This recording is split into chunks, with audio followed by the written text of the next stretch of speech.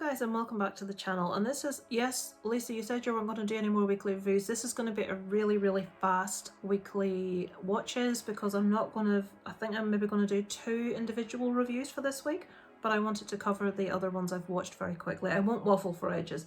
To be honest, the views for individual reviews were lower than for my weekly watches, so whoever of you there that's voting for individual reviews, no buggers watching them anyway. So I have just finished doing a video for the true crime story American Nightmare on Netflix at the moment, which is incredible. The story that is going to be quite a long one. That may be edited last after this. So if I'm a bit tongue-tied, that's why, because it's probably going to be quite a long video. The story is outstanding. So let's put our little Letterboxd in and fly through what I watched in the last week. So finally, guys, I saw Killers of the Flower Moon. You can see there that I gave it a 3.5 out of 5. Let me explain that for you. I did think it was implicitly acted. It looked fabulous. The cinematography was beautiful. The characters were really well rounded and really interesting. I absolutely loved Lily Gladstone. I thought she was fabulous. The whole story itself and the fact it's true and what these native people were put through is just, it's infuriating. I felt it was much too long. I felt they could have easily cut an hour off this and made it a much more punchy, powerful movie. A lot of people will probably disagree with that, but I just felt it was... When I say it was dragged out, I don't want people to think, obviously it's a very important story that needs to be told, but I do feel there were things concentrated on and lengthened that perhaps didn't really need to be. It maybe would have worked better as a series, I'm not entirely sure, but I just felt 3.5 hours was a long time. And although I recognise it's a fabulous film, that's why it didn't score a bit higher for me. On the following evening, I watched Night Swim, which obviously everybody's talking about because it's crap. 2.5 out of 5 probably strengthens the fact it's crap. This movie looked beautiful, the acting was all fine, it could have been fantastic, but it was just full of tropes. There was nothing scary in it. It was something you could watch with your family on a Sunday afternoon. And you should not be able to say that about a horror movie. As I say, it had all the makings. I mean, we had Kerry Condon and Wyatt Russell here. What the hell? The material they had to work with was terrible. So that was disappointing, but much in line with what everyone else is saying. The following day, now I've been looking for this one for ages, Scrapper. I heard Sarah from Popcorn Chat talk about this, and then after her someone else covered it, and I can't remember who it was. And they also were really glowing about it. So this covers a young girl whose mother has died. She's been living alone in like quite a rough area. Is it London? I can't remember. I think it is because she wears a West Ham shirt all the way through it. So she's 12. She's getting into crime. She's petty crime. She's nicking bikes. And her dad shows up that she's never met, or maybe they met when she was a baby and he left. And this follows their relationship, them sort of getting to know one another, the lack of trust. The reason I wanted to mention this movie, even though it's a 3 out of 5 and not higher, and people may think I should have given it a higher score, this young girl's performance is incredible. This is her acting debut, and I was blown away. The story wasn't exactly up my street. Now I do know there's some people that will love this, that like quite independent, this kind of gritty movie. But this little girl's performance, guys, was outstanding. I couldn't believe how good she was at such a young age.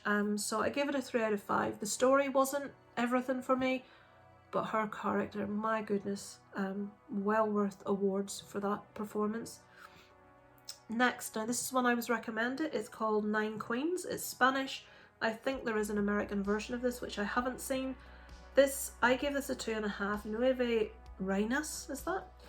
I didn't love this. I felt it could have been much better. I'm tempted to watch the American remake. I felt this was a little bit slow and a little bit dull, but the basic premise is 2 con artists are wanting to swindle someone that's rich by selling them a sheet of counterfeit stamps of these 9 queens, which are like worth a fortune. And this follows these 2 criminals, how they meet, little jobs they're pulling. Neither of them really pulled me in. There's a little bit of a twist in here which you can see coming a mile off. It wasn't really for me. When a Spanish movie is recommended to me, it's usually fabulous. This was just okay. So it wouldn't be one I would say rush out to see. If you were the person that recommended, I do apologise. It just wasn't, I liked it, it just wasn't amazing.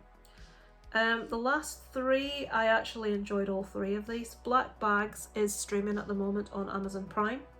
This is a story about two ladies that get on a long service, a Greyhound bus. They get on a bus, they both have exactly the same suitcase, and they inadvertently each take the other person's suitcase, and one of these people has just committed a crime.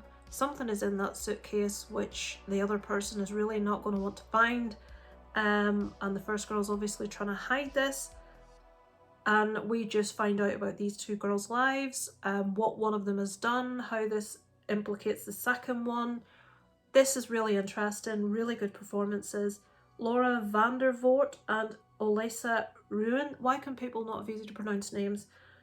Both fabulous. I really enjoyed this movie. I wouldn't say it's a blockbuster, it's fantastic, but it was a really entertaining, easy to watch little movie. As I say, it's free on Amazon if you have Amazon Prime. I gave that a 3 out of 5. Thoroughly enjoyed it.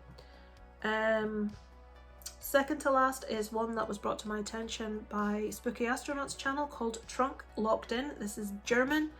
I really enjoyed this. I give this a 3.5 out of 5.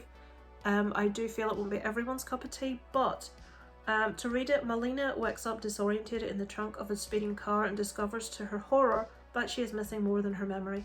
With her mobile phone as the only link to the outside world, she wages a desperate battle for survival. So this is a one location movie, all shot in the boot of this car, and I thought it was fabulous. I really enjoyed it. I liked where it went. I was so incredibly frustrated by a couple of decisions that this girl makes near in the end. So frustrated, but the fact that I got that emotional and that frustrated means I was caring, I was invested about what was happening. I think Spooky Astronauts, she liked it. She thought it was quite novel, but I don't think she liked it quite as much as me, although she did admit there were a few, I don't want to use the word gore, effects I will use, because it's not a gore movie at all. There's a couple of effects of injuries used that are really impressive and that are really realistic, and I thoroughly enjoyed this and I would recommend it to any of you. Trunk Locked In. And finally, Godless, the Eastfield Exorcism. Now, the two films I am going to do individual reviews on are this one and the previous one. They're the two that I enjoyed most in the last week.